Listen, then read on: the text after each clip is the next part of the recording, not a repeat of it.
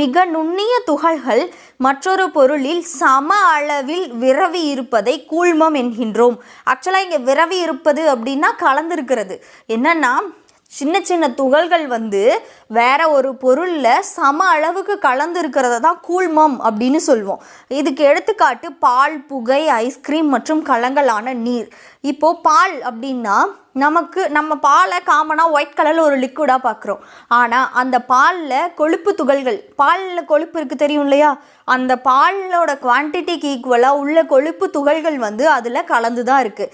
So அங்கே ஒரு துகள் ஒரு லிக்விடுக்குள்ளே கலந்து இருக்குது, ரெண்டு ஒன்றா மிக்ஸ் ஆகி இருக்கிறத கூழ்மம் அப்படின்னு சொல்கிறோம். அதுக்கப்புறம் புகை. ஆக்சுவலாக புகைனா என்ன? இந்த காற்று இருக்குது, இந்த காற்றில் சர்டைன் பகுதியில் நிறைய தூசுக்களோட ஒன்று கலந்து வருது. அதில் காற்று இருக்கா தூசு இருக்கான்னு கேட்டால் நம்மளால் செப்பரேட் பண்ணி சொல்ல முடியுமா? கிடையாது. ரெண்டுமே அதில் இருக்குது. அந்த சாம்பல் துகள்களும் காற்று எல்லாமே ஈக்குவலாக கலந்து இருக்கிறத தான் புகை. ஸோ இந்த மாதிரி ஒரு பொருளில் இன்னொரு பொருள் ஈக்குவலாக கலந்து இருக்கிறது தான், அதை தான் விரவி அப்படின்னு சொல்கிறாங்க.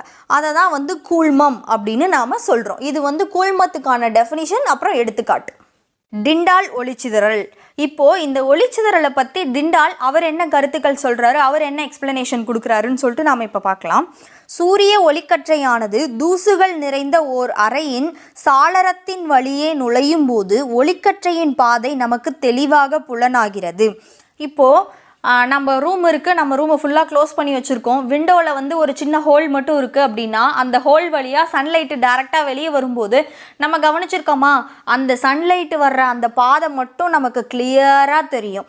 அப்படி தெரியும் போது காற்றில் கலந்திருக்கும் தூசுக்களால் ஒளிக்கற்றையானது சிதறலடிக்கப்படுவதால் ஒளிக்கற்றையின் பாதை புலனாகிறது. இந்நிகழ்வு டிண்டால் ஒளிச்சிதறலுக்கு எடுத்துக்காட்டு ஆகும். ஆக்சுவலாக இது என்னன்னா, ஏன் அந்த ஒரு பாத் மட்டும் தெரியுது? ஆக்சுவலாக அந்த ஓட்டை வழியாக வர்ற சன்லைட்டு நம்ம ரூம் ஃபுல்லாக தான் பரவுது.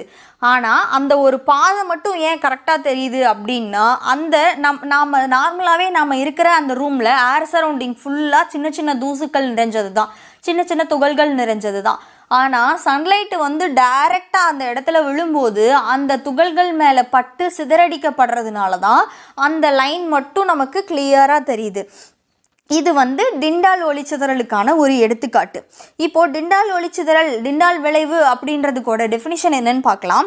ஒரு கூழ்ம கரைசலில் உள்ள கூழ்ம துகள்களால் ஒளிக்கதிர்கள் சிதறலடிக்கப்படுகின்ற நிகழ்வு டிண்டால் ஒளிச்சிதறல் அல்லது டிண்டால் விளைவு எனப்படும்.